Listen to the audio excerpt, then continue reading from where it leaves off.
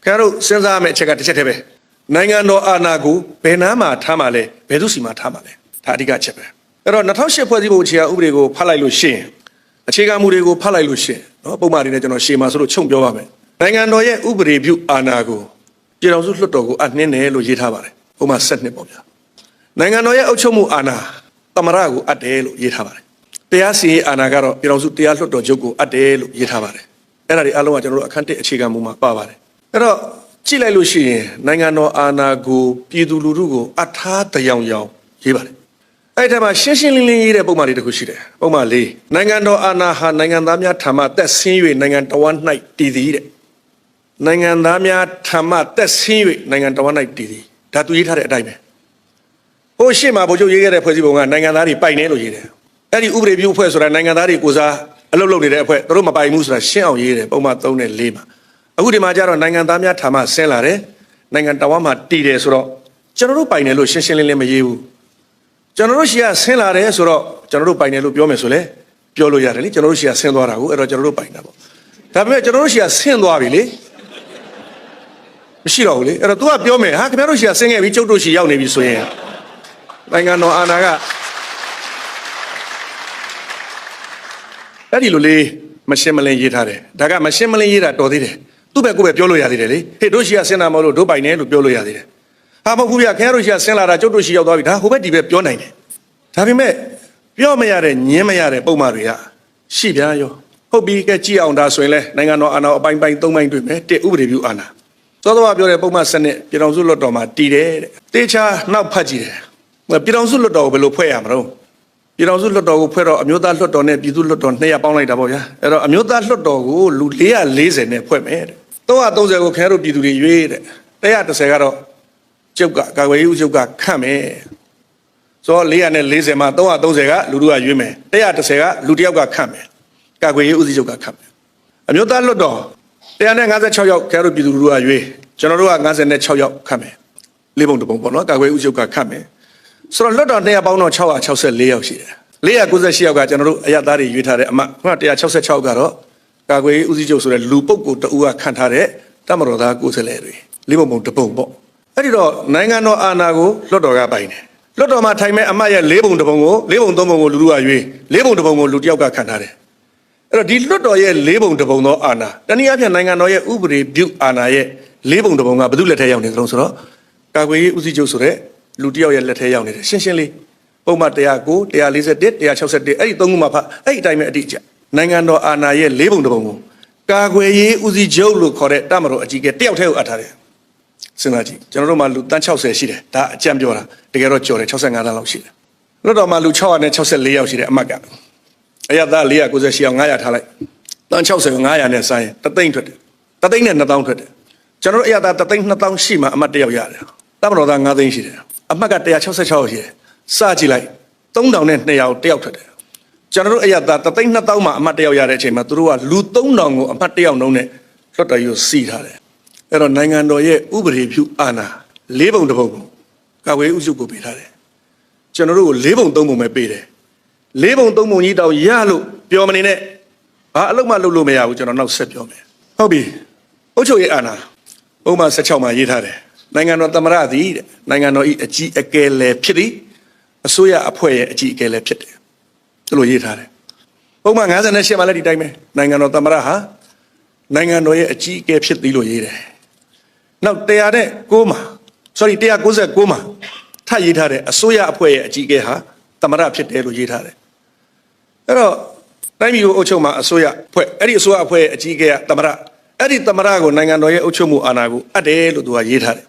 So Tamarago or Generuada, Pidurua Taya Yura, Romo, Dodo Leveto, why don't you know Tamarago, Pidu Yure, Lupio Yamane. Pero Piduru Yure, Tamarama, again Nangano Anashides. Era Piduma Shidane, a Turubabe. Pidu Yure Lotoma Urebu Anashi, and a Piduma Anashidane, a Turube, the Loto Canave, Kuyutara, Majanko Choloyare. Now look what Deloyare. Tamara Tunibe, Kuyutara, Majanko Choloyare, not your Yumapo. Taboa, Tamarama Anashi and Piduma Anashi, David Trubber. Lotoma Anashi and I Piduma Anashides, David. Kaideloso in general, Tamarama, the Anashila Gia. Senzabo Senzani Lidishida. Omari Papi Senzai Layade. Uma Boma Taku, they are those in Neboya. When ye will can in Anna.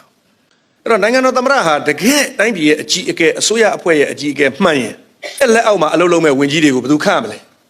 သူပဲခန့်လို့ရတယ်အရေးမပါတဲ့ဝင်ကြီးအကုန်ခန့်လို့ရတယ်အရေးမပါတဲ့ဝင်ကြီးဌာနတွေအရေးပါတဲ့ခုနဆရာပြောတဲ့ထဲပါတယ်ကာကွယ်ရေးပြည်ထရေးနဲ့နေဆက်ရေးရအဲ့ဒီအဖွဲ့အားလုံးကလက်နက်ကင်တဲ့အဖွဲ့ကြီးပဲအဲ့ဒီဝင်ကြီး၃ဌာနရဲ့ဝင်ကြီးရောဒုတိယဝင်ကြီးရောသမ္မတခန့်လို့မရဘူးကာကွယ်ရေးဦးချုပ်ကခန့်မယ်အဲ့ဒီလိုကာကွယ်ရေးဦးချုပ်ကခန့်တာကိုလွတ်တော်လည်းညှင်းပယ်ခွင့်မရှိဘူးအဲ့ဒီလိုခန့်ထားတဲ့ဝင်ကြီးဒုဝင်ကြီးတွေကိုသမ္မတမှာဖြုတ်နိုင်တဲ့အာဏာလည်းမရှိဘူးအဲ့ဒီအတိုင်းရှင်းရှင်းလင်းလင်းပြတ်ပြတ်သားသားရေးထားတယ်အဲ့ဒီတော့ကျွန်တော်တို့သမ္မတကြီးသည်နိုင်ငံအတွက်အမတန်အရေးကြီးတဲ့ဝင်ကြီး၃ပါးကာကွယ်ရေးဝင်ကြီးပြည်ထရေးဝန်ကြီးနေဆက်ရေးဝန်ကြီးအဲ့ဒီဌာနများရဲ့ဒုတိယဝန်ကြီးများခန့်အပ်ခွင့်မရှိဘူးအဲ့ဒီအာဏာကာကွယ်ရေးဦးစီးချုပ်ကိုလုံးဝအုပ်တုံအပြတ်ပေးထားတယ်ခင်ဗျားတို့စဉ်းစားလို့ရအောင်ပြောတာပါဆရာပြောတဲ့ထဲမှာပါတယ်ကားလုံး7ယောက်နဲ့ဖွဲ့တယ်သမ္မတဥက္ကဋ္ဌခန့်ထားတယ်အဲ့ဒီ7ယောက်ထဲမှာသမ္မတကိုမဲပေးမဲ့လူက2ယောက်ပဲရှိတယ်ဥညာထောင်းအယတဒုသမ္မတနဲ့နိုင်ငံခြားရေးဝန်ကြီးဦးဝတ္တမောင်လဲ2ယောက်ပဲရှိတယ်သမ္မတနောက်မှာ2မဲသမ္မတနဲ့ပေါင်းမှာ3မဲပဲရှိတယ်နောက်2ယောက်ကလွတ်တော်ဥက္ကဋ္ဌ2ယောက်ဘယ်သူမဲပေးမလဲမသိဘူးသမ္မတပဲပေးပဲထားကြပါစို့နောက်ထပ်6ယောက်ရှိသေးတယ်ကာကွယ်ရေးဝန်ကြီးသူ့တပည့်သူ့လက်အောက်ကဝန်ထမ်းဒုတိယကာကွယ်ရေးဝန်ကြီးပြီးတော့သူ့တပည့်သူခန့်ထားတဲ့ကာကွယ်ရေးဝန်ကြီးခုနဒုတိယကာကွယ်ရေးဦးစီးချုပ် sorry ပြောတာပါကာကွယ်ရေးဦးစီးချုပ်ဒုကာကွယ်ရေးဦးစီးချုပ်သူတပည့်နောက်ဒုတိယ sorry ကာကွယ်ရေးဝန်ကြီးသူခန့်ထားတဲ့သူတပည့်ပြည်ထောင်ရေးဝန်ကြီးသူခန့်ထားတဲ့သူတပည့်နေစာရေးဝန်ကြီးသူခန့်ထားတဲ့သူတပည့်နောက်တပ်မတော်သားဒုတိယသမ္မတ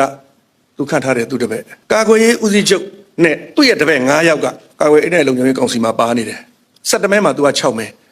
တော့ကာကွယ်ရေးဦးစီးချုပ်ကအမိန့်အောက်မှာအလုပ်လုပ်ရတဲ့9ယောက်ကသူ့ကိုမလွဲမသွေထောက်ခံရမယ်ဘာမှဆရာပြောတဲ့ထဲမဲခွဲကြမလို့ကာကွယ်ရေးဦးစီးချုပ်ပြောတဲ့အတိုင်းပဲဖြစ်မယ်ဟုတ်သူ့ထောက်ခံမယ်လို့9ယောက်ရှိတယ်သမ္မတပြောသမ္မတထောက်ခံမယ်လို့2ယောက်ပဲရှိတယ်ဆိုတော့တကယ်အုပ်ချုပ်ရေးအာဏာကိုအမြင့်ဆုံးထိန်းချုပ်ထားတဲ့ကာကွယ်ရေးနဲ့လုံခြုံရေးကောင်စီဟာတကယ်တော့ကာကွယ်ရေးဦးစီးချုပ်ရဲ့လက်ထဲမှာရှိတယ်ဒီတဲ့ထူးဆန်းတာရှိသေးတယ်ကျွန်တော်ဆရာ OPG ကတခါမေးတယ်အဲ့လိုပဲတရားပွဲတစ်ပွဲဟောနေတယ်ဆရာ OPG ကဆရာတခုလောက်မေးပြရသေးတယ်ဆရာဘာများလဲပေါ့ဆရာစာရေးဆရာကြီးတယောက်ကမေးမယ်ဆိုလန့်တော့လန့်သွားတယ်ကာကွယ်ရေးဦးချုပ်ကိုဘယ်သူကခန့်တယ်လဲတဲ့တိတ်ကောင်းတဲ့မေးကောဟာဆရာရဲ့လို့ကျွန်တော်ဟောတဲ့ထဲပါမသွားလို့သူကအဲ့ဒါကိုသိချင်လို့ပြိတ္တကိုလည်းသိစေချင်လို့တော်တော်များများဝင်ကြီးတွေကိုသမ္မတခန့်ပါတယ်ခေါနာက3ယောက်တော့အရေးကြီးတဲ့3ယောက်တော့ကာကွယ်ရေးဦးချုပ်ကခန့်တယ်သမ္မတကတရားသူကြီးတို့လည်းသူခန့်တယ်တရားသူကြီးတွေလည်းသူခန့်တယ်စင်းစစ်ချုပ်သူခန့်တယ်ရှင်းနေချုပ်သူခန့်တယ်အများကြီးပဲသမ္မတခန့်နိုင်တဲ့အာဏာဒါပေမဲ့အဲ့ကျွန်တော်တို့သမ္မတကြီးကကာကွယ်ရေးဦးချုပ်ကိုမခန့်နိုင်ဘူးတိတ်အောင်ဖို့ကောင်းတယ်ပုံမှန်342မှာပါတယ်ကာကွယ်ရေးဦးစီးချုပ်ကိုကာကွယ်ရေးနဲ့လုံခြုံရေးကောင်စီဤထောက်ခံချက်ဖြင့်သမ္မတကခန့်ရမည်တဲ့သမ္မတကခန့်ရမယ်ဆိုစာလေးကလှလိုက်တာသမ္မတခန့်နိုင်တယ်လို့ထင်တာမဟုတ်ဘူးသမ္မတကအမိန့်ထုတ်ပေးရမှာဘယ်သူခိုင်းတဲ့အတိုင်းတော့ကာလုံကခိုင်းတဲ့အတိုင်းကာလုံရဲ့အာဏာဘယ်သူလက်ထဲမှာတော့ကာကွယ်ရေးဦးစီးချုပ်လက်ထဲမှာဒါလို့ဆိုကာကွယ်ရေးဦးစီးချုပ်ကိုဘယ်သူခန့်မှာတော့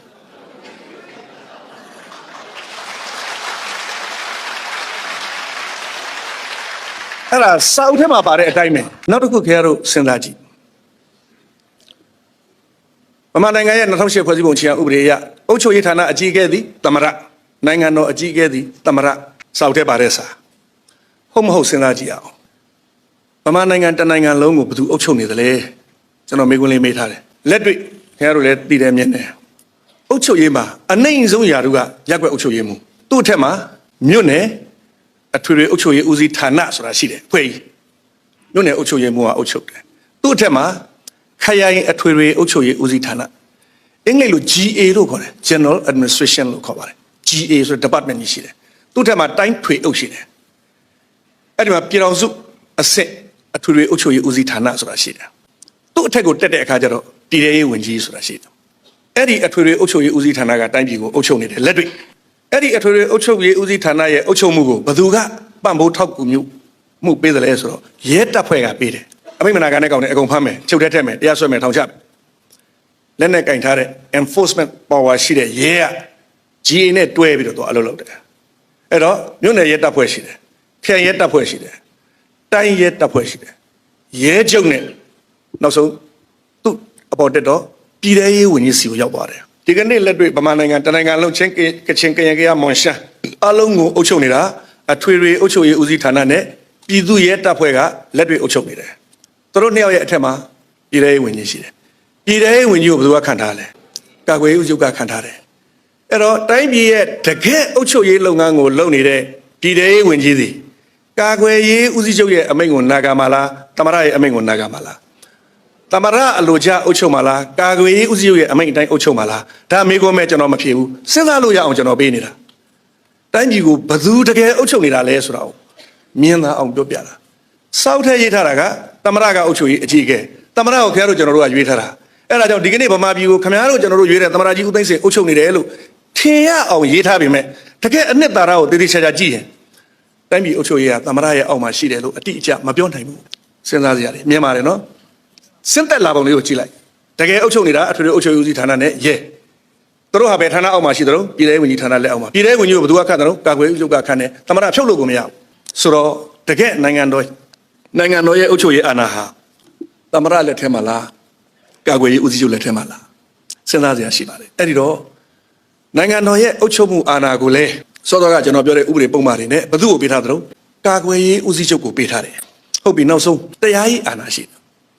တရားရေးအာဏာအကြောင်းပြောရရင်အစဉ်အဆက်ကျွန်တော်တို့စရုပ်ထမြန်မာနိုင်ငံတော်ကပဲစပြောတော့မယ်တတိယမြန်မာနိုင်ငံတော်ကပြောလို့ရတယ်ဘိုးချုပ်အောင်ဆန်းရေးခဲ့တဲ့ဖွဲ့စည်းပုံအခြေခံဥပဒေမှာလည်းတရားရေးအာဏာကိုပြည်ထောင်စုတရားလွှတ်တော်ချုပ်ကိုအပြည့်အဝအနှင်းတယ်ဘသူကိုမှခွဲမပေးဘူးဒါပေမဲ့အာဏာသိမ်းပြီးတဲ့နောက်ဥနေဝင်းအုပ်ချုပ်တဲ့ခေတ်လဲထုံးနည်း၎င်းပဲဥနေဝင်းမယူဘူးတရားရေးအာဏာကိုကျန်တာအလုံးတူထားတဲ့တရားရေးအာဏာကိုတရားသူကြီးကသူအပေါ်ပါဝါပေး pressure ပေးတင်ပေးမယ်တရားရေးအာဏာကိုပြည်ထောင်စုတရားလွှတ်တော်ချုပ်ကိုပဲတရားရုံးချုပ်ကိုပဲအပ်တယ်အမြင့်ဆုံးတရားရုံးကိုအပ်တယ်ပေါ့နောက်မဆလာခေတ်ရောက်တော့လည်းပဲဗဟိုတရားရုံးလို့ခေါ်တဲ့တရားရုံးကိုပဲအပ်ထားတယ်နောက်ဒီဘက်ဗိုလ်တန်းရွှေခေတ်လည်းပဲ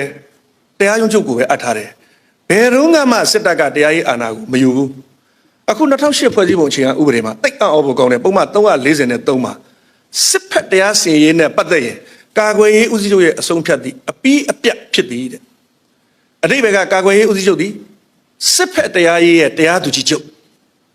ဆိုတော့ကစစ်သားအလုံးဟာကာကွယ်ရေးဦးစီးချုပ်ရဲ့အမိန့်အောက်မှာဘယ်လိုမှလှုပ်လို့မရအောင်ထည့်ပေးလိုက်တယ်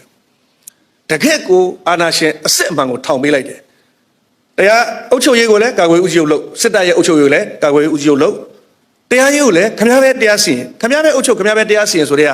ဘယ်လို့မှတရားမျှတတဲ့တရားစီရင်လည်းမဖြစ်နိုင်ဘူးဒါမျိုးကမ္ဘာပေါ်မှာလည်းမရှိဘူးအဲ့ဒီတော့အဲ့ဒီလိုမျိုး